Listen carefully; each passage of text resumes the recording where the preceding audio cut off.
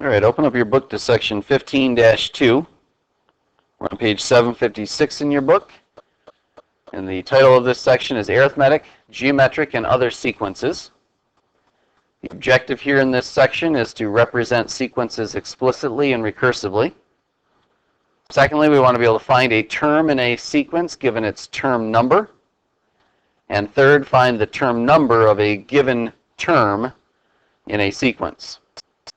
So we've dealt with arithmetic and geometric sequences with the first part of this section.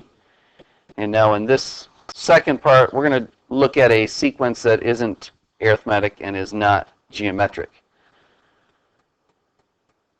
So take a look at example 3 here on page 759 in your book. It says to consider the sequence 6, 12, 20, 30, 42, 56, 72, and so forth.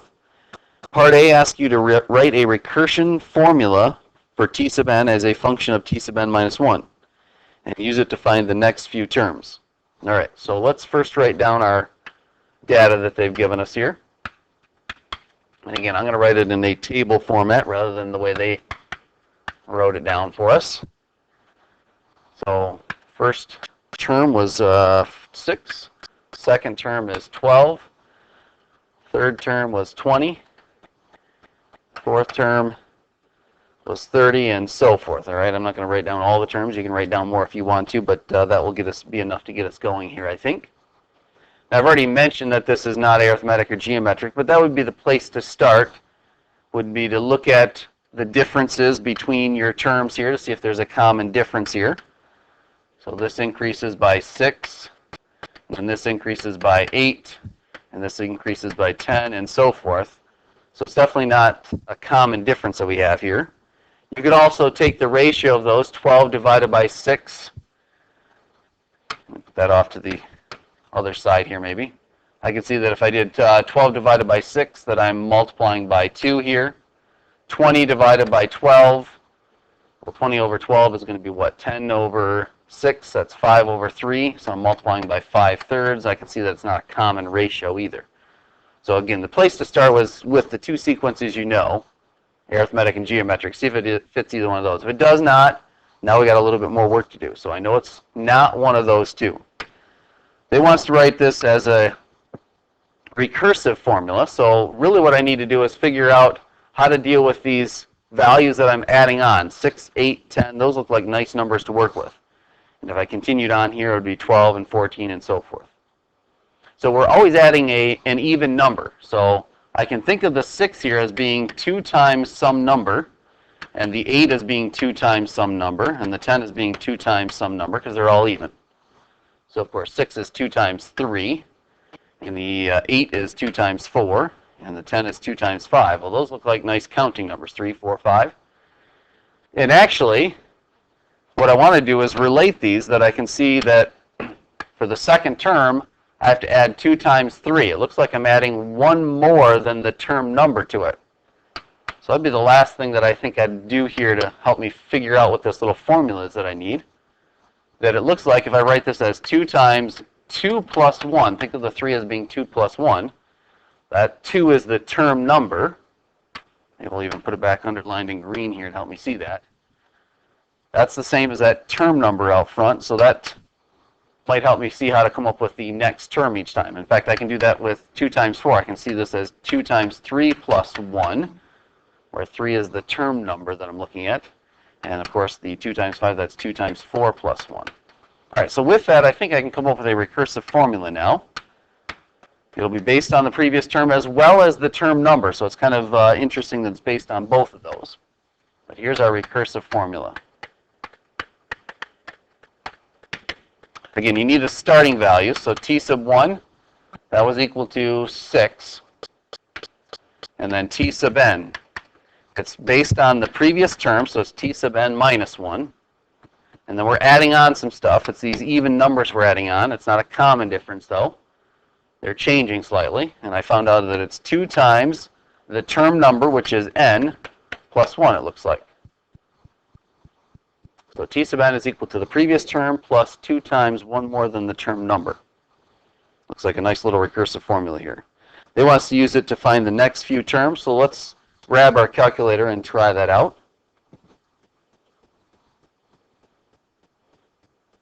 So I'll go back to sequence mode if you're not in sequence mode right now. I'm going to have to switch over my calculator.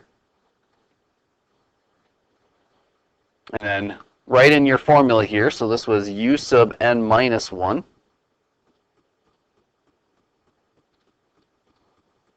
And then plus 2 times n plus 1.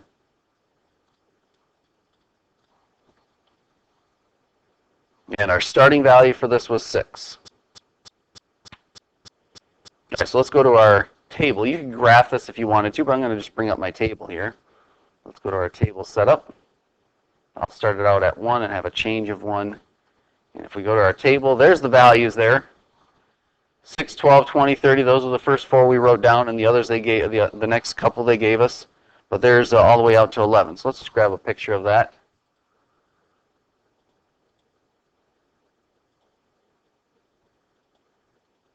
We'll put that on our slide there. So there's the next few values there that our recursive formula would generate for us. All right. Part B. Part B says to write an explicit formula for t sub n as a function of n and use it to find t sub 100. Again, here's where a recursive formula would not be very helpful. That's a lot of calculation you'd have to do in order to get t sub 100. You got to know the previous 99 terms to do that. Now, certainly your calculator could help you crunch those numbers, but let's be a little bit kinder to it and see if we can come up with our explicit formula. So let's go back and rewrite our set of data here.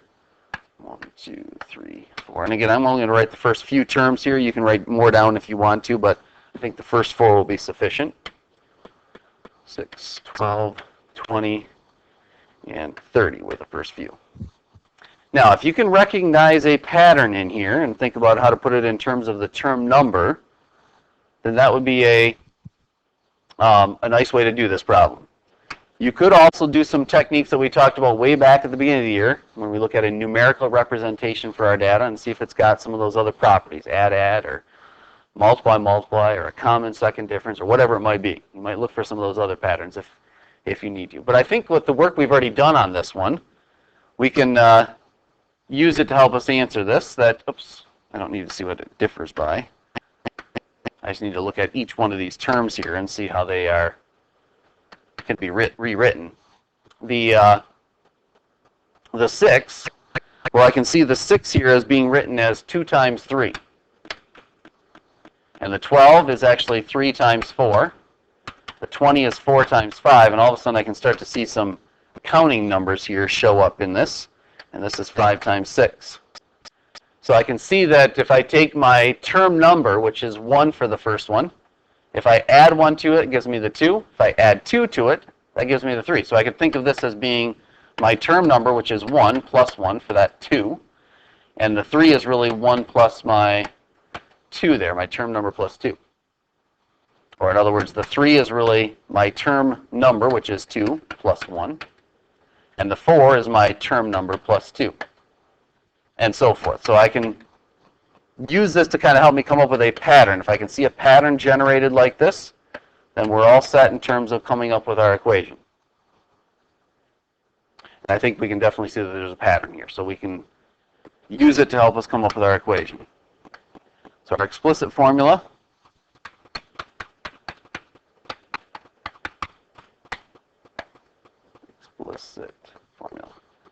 Our explicit formula is going to be t sub n is equal to, it looks like I have to take the term number plus 1 and multiply by the term number plus 2. Again, if we check this out, these are my term numbers right here. The 2 here, that's my term number. And the 3, that's my term number. So it's my term number, which is n. I add 1 to it. And I multiply it by my term number, that's n plus 2. Now, if you actually multiply this out, you don't need to. You can leave your answer just like this. But if you multiply this out, realize you're going to end up with something that's quadratic. N squared plus 3n plus 2. Now, if it's quadratic, again, going back to what we know from the very beginning of the year when we looked at a numerical representation for a set of data, if it was going to be quadratic, we said that it would have a common second difference. I'm going to do this over on the left here, these numbers. So let's check that out. If this goes from 6 to 12, that's increasing by 6. This is increasing by 8. And this is increasing by 10, and so forth. And if I look at those differences, we go from 6 to 8, that increases by 2. From 8 to 10, that increases by 2. That's the common second difference that we're talking about.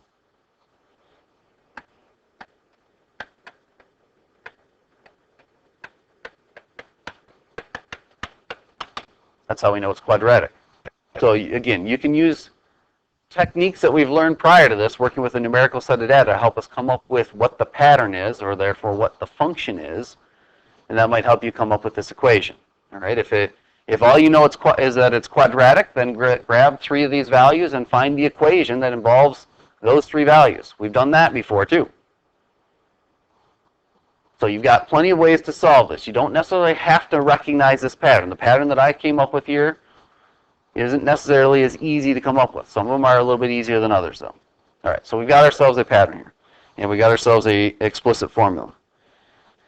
What else do they ask us to do? Write an explicit formula and use it to find t sub 100. All right, so we want to find out what t sub 100 is. So t sub 100 is going to be 100, I'll write it this way, plus 1 times, times, not plus,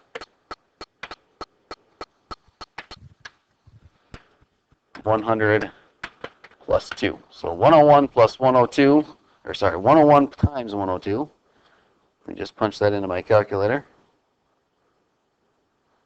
101 times the 102, and we get 10,302. 10,302.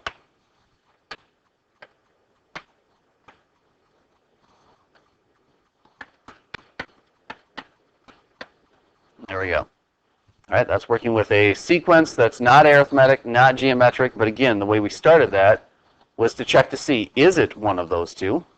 And if it is, we're good. If not, and we know quite a bit about geometric and arithmetic, but if it's not, look for a pattern, or use techniques we know from previous chapters to help us come up with what the pattern is, to help us come up with this equation. All right, that right there is the end of part 2 of this section.